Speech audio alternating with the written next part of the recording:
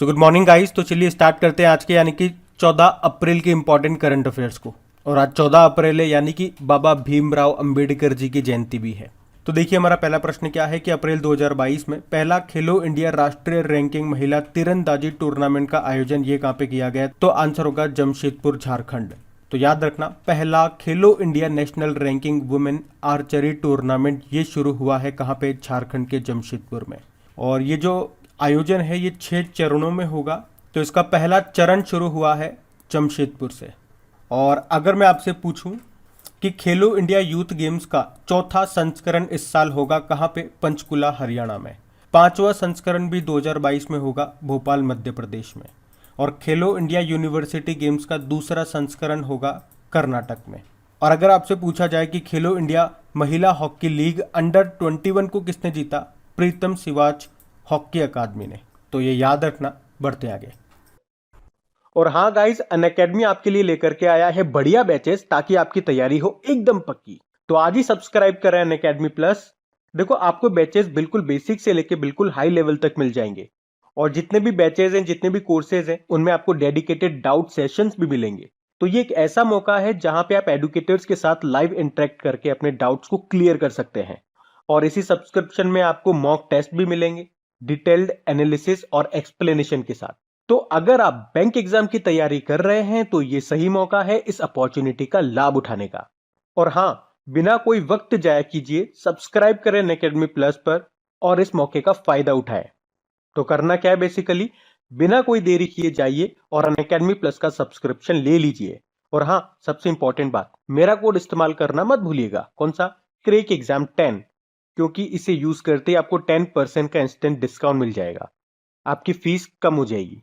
तो जितने भी इंपॉर्टेंट लिंक्स हैं आपको नीचे डिस्क्रिप्शन में मिल जाएंगे, वहां जाकर के आप इसे चेक कर सकते हैं और इनका फायदा उठा सकते हैं। अच्छा बताइए, हाल ही में किसे EY entrepreneur of the year award के लिए चुना गया? तो आंसर होगा फाल्गुनी नायर को। तो नायका की CEO है ये फाल्गुनी नायर, जिन्हें 2021 के लिए EY entrepreneur of the year नामित किया गया है। तो अब वे 9 जून 2022 को EY world entrepreneur of the year award में भारत का प्रतिनिधित्व करेंगी। इससे पहले 2019 में उन्हें स्टार्टअप श्रेणी में EY entrepreneur of the year award मिला था। अच्छा, इनके अलावा लार्सन एंड टुब्रो के जो ग्रुप चेयरमैन हैं, कौन? AM नायक, उनको लाइफ टाइम अचीवमेंट अवार्ड से सम्मानित किया गया।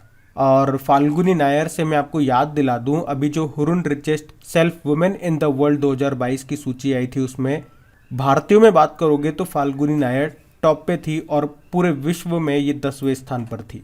और फाल्गुनी से आप क्या रिलेट कर सकते हो? फाल्गुनी शाह का नाम अभी ग्रैमी अवार्ड्स 2022 में भारतीय अमेरिकी गायिका है फाल्गुनी शाह। उन्होंने सर्वश्रेष्ठ बाल एल्बम श्रेणी में अ कलरफुल वर्ल्ड के लिए ग्रैमी अवार्ड जीता था।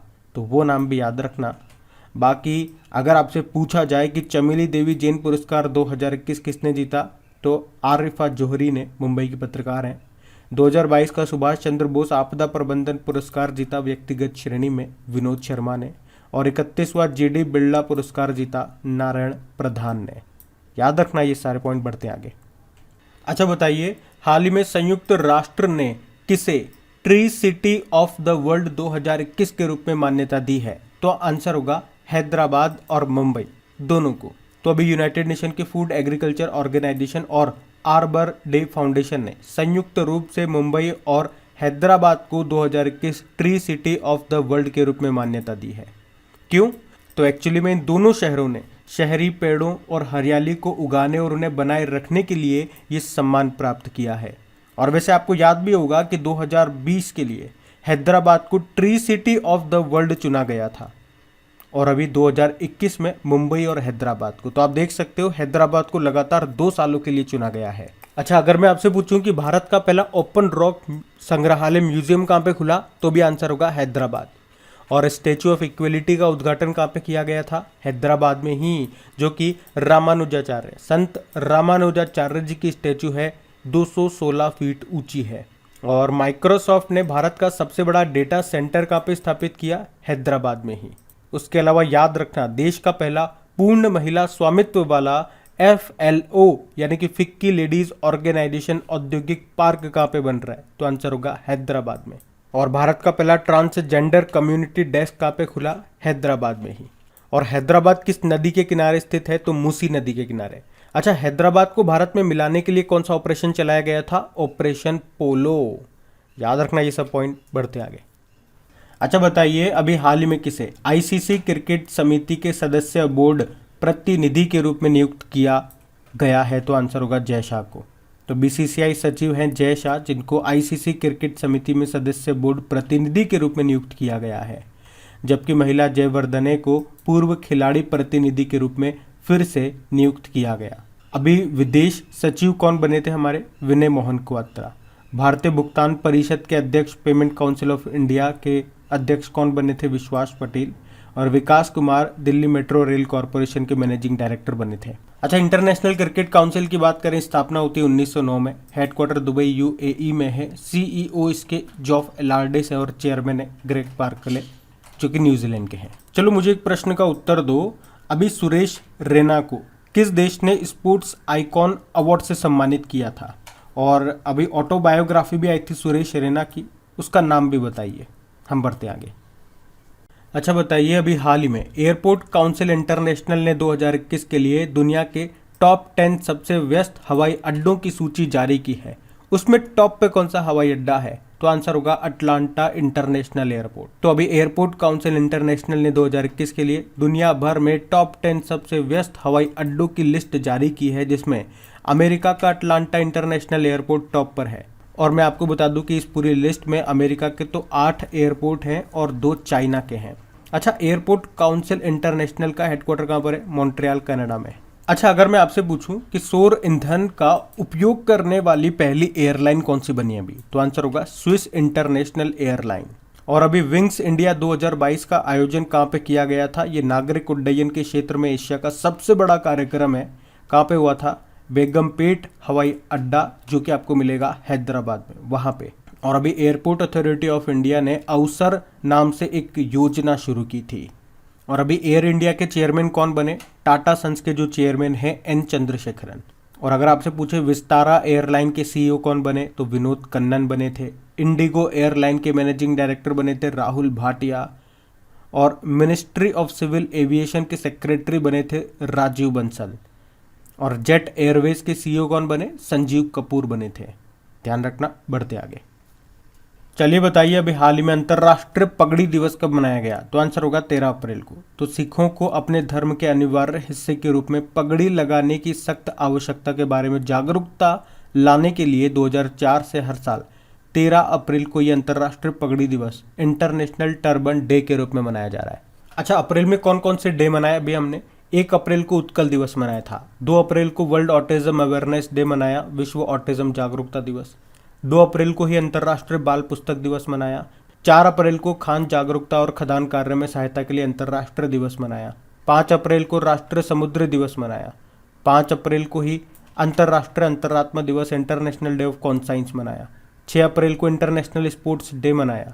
7 अप्रैल को वर्ल्ड हेल्थ डे मनाया। और 10 अप्रैल को हमने वर्ल्ड होम्योपैथी डे मनाया था।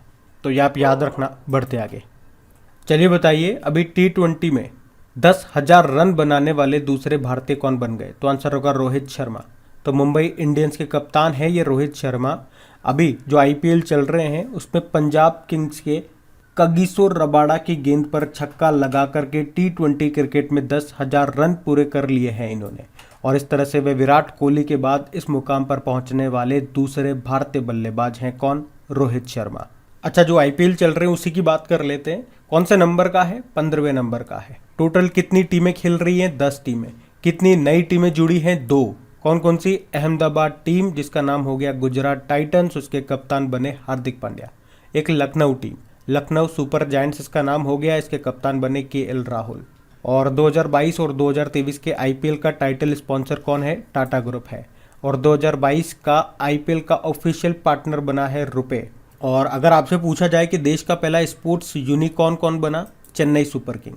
और मेटावर्स में एंट्री लेने वाली पहली आईपीएल टीम कौन सी बनी? गुजरात टाइटंस। अभी आपको याद होगा आईपीएल के इतिहास में सर्वाधिक विकेट लेने वाले गेंदबाज कौन बन गए? चेन्नई सुपर किंग के ड्वेन ब्रावो। याद रखना, बढ़ते आगे। अच्छा बताइए, हाल ही में किस आईआईटी ने भारत का पहला स्वदेशी पॉलीसेंट्रिक प्रोस्थेटिक घुटनों का अनावरण किया? तो आंसर होगा आईआईटी मद्रास। तो अभी आईआईटी मद्रास के शोधकर्ताओं ने भारत के पहले स्वदेशी रूप से विकसित पॉलीसेंट्रिक प्रोस्थेटिक घुटना बनाया है, जिसका उद्देश्य क्या है? हजारों विकलांगों के जीवन की गुणवत्ता में सुधार करना। और इस पॉलीसेंट्रिक घुटने का नाम क्या दिया गया? कदम नाम दिया गया। अच्छा, आईआईटी मद्रास से ही आपको याद होगा कि इसने पहला स्वदेशी मोटर चलित व्हील चेयर बनाया था, जिसको नाम दिया था नियोबोल्ट। बाकी आईआईटी कानपुर, इसने एक बायोडिग्रेडेबल नैनो पार्टिकल बनाया है। और प्रधानमंत्री नरेंद्र मोदी ने आईआईटी कानपुर में ब्लॉकचेन आधारित डिजिटल डिग्री को लॉन्च किया। और आईआईटी रोपड़ दुनिया का पहला plant based smart air purifier इसने बनाया, जिसको नाम दिया था यू ब्रीथ लाइफ। बाकी आईआईटी दिल्ली, इसने दुनिया का सबसे छोटा वियरेबल एयर प्यूरिफायर लॉन्च किया था, जिसका नाम दिया था नासो 95। अच्छा, आईआईटी से आपको याद आएगा एक प्रश्न कि भारत के बाहर अपना पहला आईआईटी ये कहाँ पे बनेगा? तो आंसर होगा यूनाइटेड अरब अमीरात में। ध्यान रखना, बढ़ते आगे। अच्छा बताइए, अप्रैल 2022 को भारत और किस देश के बीच 2+2 वार्ता का आयोजन किया गया? तो आंसर होगा यूएस। तो अभी 11 अप्रैल 2022 को भारत और अमेरिका के बीच में हुई है 2+2 डायलॉग। 2+2 मतलब इसमें भारत की तरफ से 2 मंत्री थे, अमेरिका की तरफ से 2 मंत्री थे। और 2 मंत्री कौन कौन? एक होते हैं विदेश मंत्री, एक होते हैं रक्षा मंत्री। भारत के विदेश मंत्री आप जानते हो सुब्रमण्यम जयशंकर है, और भारत के रक्षा मंत्री राजनाथ सिंह हैं। अच्छा, हम ये 2+2 वार्ता किन के साथ कर चुके हैं? क्वाड देशों के साथ में। क्वाड देश में कौन कौन से आते हैं? भारत, यूएसए, ऑस्ट्रेलिया और जापान। और प्रश्न देखो एक अच्छा ये भी बन सकता है कि वो कौन सा पहला गैर क्वाड देश है जिसके साथ भारत ने 2+2 वार्ता की थी? तो आंसर हो जाएगा यहाँ पे रशिया। याद रखना ये। बढ़ते आगे। चलिए बताइए, अभी हाल ही में विश्व बैंक ने चालू वित्त वर्ष के लिए भारत की जीडीपी ग्रोथ रेट कितना रहने का अनुमान लगाया? तो आंसर होगा 8%। तो अभी वर्ल्ड बैंक ने करंट फिस्कल ईयर 2022-23 के लिए भारत की जीडीपी ग्रोथ रेट कितना रहने का अनुमान लगाया? 8%। वर्ल्ड बैंक की स्थापना होती है 1944 को, हेडक्वार्टर है वॉशिंगटन डीसी में, और इसके अध्यक्ष कौन है? डेविड मालपास है। तो याद रखना ये। अब बात करेंगे कल के वीडियो में पूछे गए प्रश्न के उत्तर की। तो कल के वीडियो में आपसे पूछा गया था कि अभी मार्च महीने के लिए ICC men's player of the month, तो आंसर होगा बाबर आजम को। आप सभी ने प्रश्न का बिल्कुल सही उत्तर दिया है। और यहीं पे मैं आपको बता दूं कि मैं डेली करंट अफेयर्स के रिवीजन के लिए एक ऑडियो पर डे तैयार कर रहा हूं। उस ऑडियो को आप जरूर सुना करें। एक्चुअली में ऑडियो सुनने से होता क्या है, आप जो एक करंट अफेयर्स का वीडियो देख रहे हैं, तो उस ऑडियो को सुनने से इसका प्रॉपर रिवीजन हो जाता है, वो भी बिल्कुल कम समय में। तो इसी वीडियो के नीचे डिस्क्रिप्शन में आप जब देखेंगे तो ऑडियो रिवीजन के नाम से एक लिंक दिया गया होगा। जब आप उस लिंक पे क्लिक करोगे तो खबरी एप्लीकेशन पर आपको मेरी प्रोफाइल मिलेगी, वहां पर फॉलो का ऑप्शन आएगा, जिस पर क्लिक करके आप मुझे फॉलो कर लीजिएगा, जिससे कि आपको सभी इंपॉर्टेंट टॉपिक्स की ऑडियोज मिलती रहे। अब वहां पे डेली करंट अफेयर्स के साथ साथ जो आपकी वीकली वाली और जो टॉपिक वाइज करंट अफेयर्स हम पढ़ रहे हैं उसकी रिवीजन ऑडियोज भी मैं अपलोड कर दूंगा, ताकि जिनको भी बिल्कुल कम समय में इन सभी चीजों का रिवीजन करना है। जैसे कि क्या होता है, कुछ स्टूडेंट्स होते हैं, जैसे आप छत पे घूम रहे हो, पार्क वगैरह में घूम रहे हो, या पढ़ाई का मन नहीं है, तो उस ऑडियो को चला के बैठ जाइए, ईयरफोन लगाइए, ऑडियो को चलने दीजिए। जैसे गाने सुनते हो ना, उसी तरह से गाने सुनने से तो आपको कोई लाभ नहीं मिलेगा, लेकिन ऑडियो सुनते रहिए, आपका रिवीजन होता रहेगा। वो क्वेश्चन बार बार आपके मेरी वॉइस की फॉर्म में आपके कानों में पड़ेंगे, तो कहीं ना कहीं तो आपको 1 या 2% ही सही, लेकिन बेनिफिट तो आपको जरूर मिलेगा। कुछ कामकाजी महिलाएं हो गई, वर्किंग वुमेन हो गई, जो पढ़ाई भी कर रही हैं, तो अपना काम करते जाइए, ऑडियो को चला के रख दीजिए। तो कुछ न से तो कुछ बेनिफिट अगर आपको मिले, और वो भी आपकी पढ़ाई के अंदर, तो मेरे ख्याल से वो बुरा नहीं है। और अगर सेशन अच्छा लगे तो लाइक करके शेयर जरूर करना। अब ये रहा आज का आपका होमवर्क प्रश्न।